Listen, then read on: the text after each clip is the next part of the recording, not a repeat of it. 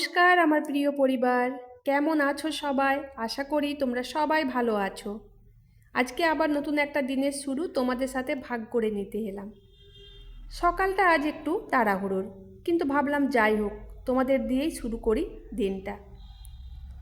এই দেখো, আমার ছেলে ওর বাবার সাথে স্কুটিতে করে বাস স্ট্যান্ডের দিকে যাচ্ছে। সেখান থেকে কলেজ যাবে। মা হিসেবে যখন ওকে বেরোতে দেখি, মনে হয় কখন যে এত বড় হয়ে গেল।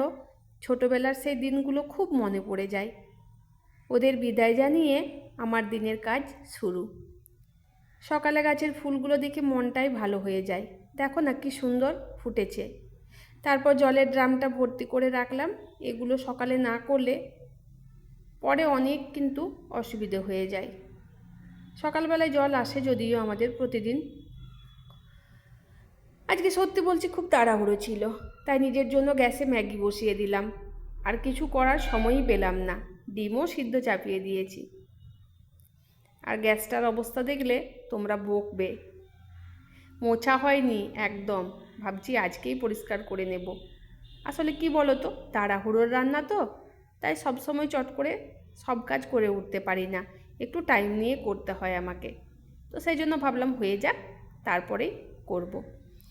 তো আমি সাধারণত কি করি, রান্নাটা সব হয়ে যাওয়ার পরেই গ্যাসটা মোছামুছি করি। তাই তোমাদেরকে মোছা পরিষ্কার গ্যাস আমি দেখাতে পারলাম না। অনেক সময় কি হয় বলো তো, অপরিষ্কার জিনিস যদি সোশ্যাল মিডিয়াতে দেখায় তাহলে কিন্তু অনেকেই অনেক কিছু কমেন্ট করে, কিন্তু তার পেছনে যে কত একটা কষ্ট থাকে সেটা কিন্তু কেউ দেখে না। তো যাই হোক, এখানে দেখো আমি দুটো কিন্তু পাটিয়ালা সেট কিনে নিয়েছি। আর সেইগুলোই কিন্তু আমি বেশিরভাগ পরি, কারণ আমার এইরকম মানে চুড়িদার পরতে ভালো লাগে না, ওই সেটটাই আমি বেশি পরি। সবাইকে দেখাশোনা করতে করতে নিজের কথাই ভুলে যাই, তাই ওষুধ খেয়ে নিলাম। নিজেকে ভালো না রাখলে তো সংসারও ভালো রাখা যায় না, তাই না? আর কত কত ওষুধ দেখো আমার, প্রচুর ওষুধ। তো একদিন ভাবছিলাম তোমাদের সাথে আমি আমার ওষুধ খাওয়ার ভিডিও শেয়ার করব। মানে আমি কতগুলো ওষুধ খাই, কতগুলো কি ওষুধ আছে, তো সেইগুলো ভাবছিলাম শেয়ার করব। তারপরে আবার ভাবলাম না, এরকম জিনিসগুলো আবার শেয়ার করে নাকি, থাক। তাই আমি খেলাম আজকে ওষুধটা, সেটাই তোমাদের সাথে শেয়ার করলাম। এখানে দেখো আমার এত পরিমাণে খিদে পেয়েছে যে আমি ম্যাগিটা কেমন করে খাচ্ছি, বেশিক্ষণ হতেও আমি টাইম দিইনি, নামিয়ে দিয়েছি আর নিয়ে বসে পড়েছি। আমি রেডি হয়েই কিন্তু একেবারে বসে গেছি খাওয়ার জন্য। কি বলো তো, মানে আমার নিজের খাবার টাইম আমি সব সময় পাই না, ওই তাড়াহুড়োর মধ্যেই থাকি। সকালে ঘুম থেকে উঠে এই কাজ শুরু হয়, আবার রাত্রিবেলায় সেই সব কাজ সেরে শুতে যাওয়া, মাঝের টাইমগুলো না আমি কখন যে টাইম করে খাই, কখন যে ওষুধ খাই আমি নিজেও জানি না, মানে তাড়াহুড়োর মধ্যেই থাকি। তাই আজকে একটুখানি বসে আমি টাইম নিয়ে কিন্তু ম্যাগিটা খেলাম, আর তারপরে দেখো আমি ওষুধটাও কিন্তু খেয়ে নিলাম। আর সব ওষুধগুলো না আমি গুছিয়ে রেখে দিচ্ছি, আর একটা ওষুধ আমি ব্যাগের মধ্যে নিয়ে যাচ্ছি, আবার কিন্তু আমাকে দুপুরের মধ্যে খেতে হবে ওষুধটা, তো সেই জন্য ব্যাগে নিয়ে নিলাম। আর যদি এখন এই টাইমে ব্যাগে না নিয়ে নেব ভুলেই যাব, আবার তখন গ্যাপ পড়ে যাবে খাওয়ার জন্য।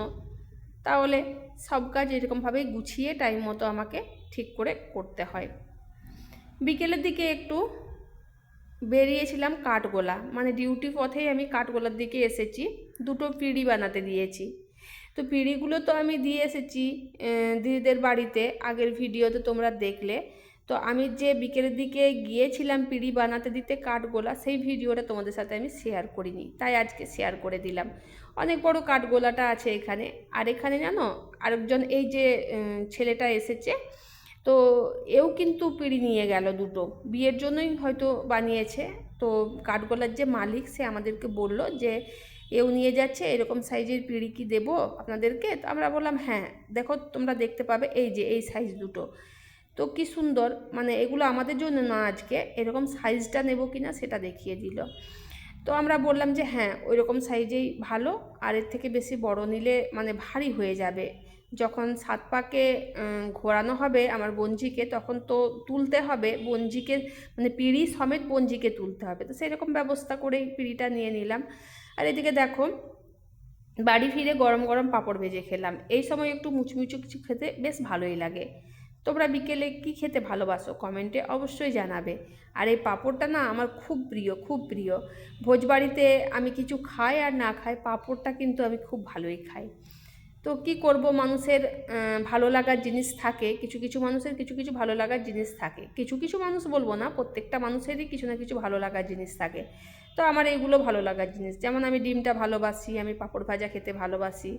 তো যেগুলো ভালোবাসি সেগুলো লুকিয়ে তো কোনো লাভ নেই, নিজের ফিলিংসটা সবসময় লুকিয়ে রাখতেও নেই।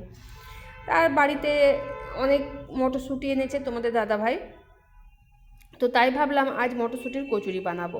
প্রথমে সব মটরশুঁটি ছাড়ালাম, বেশ সময় লাগে, কিন্তু একসাথে করলে ভালোই লাগে। তারপর আটা মেখে নিলাম, এক এক করে লুচিগুলো ভাজবো।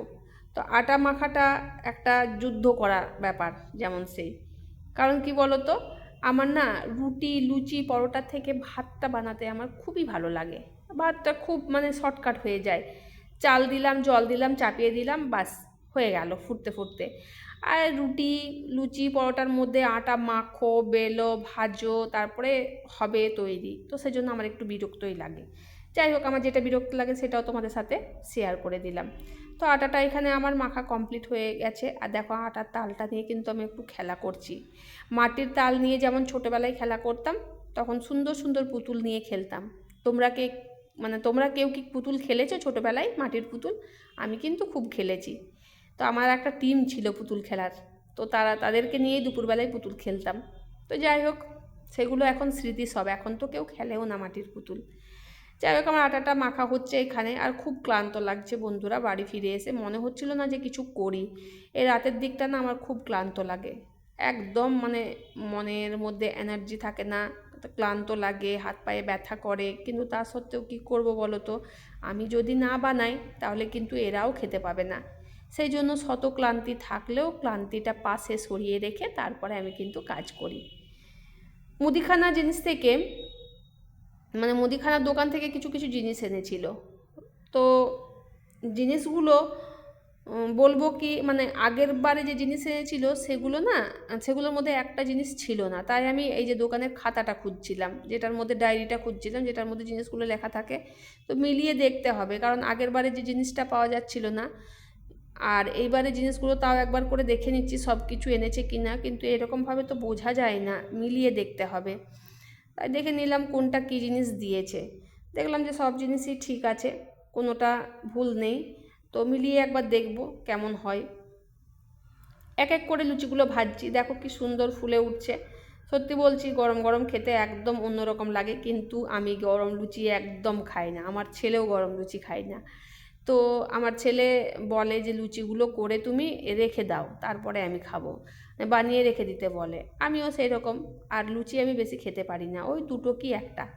তো তার মধ্যে থেকে মানে করার যে একটা আনন্দ সেটাই আলাদা, যে হচ্ছে বাড়িতে।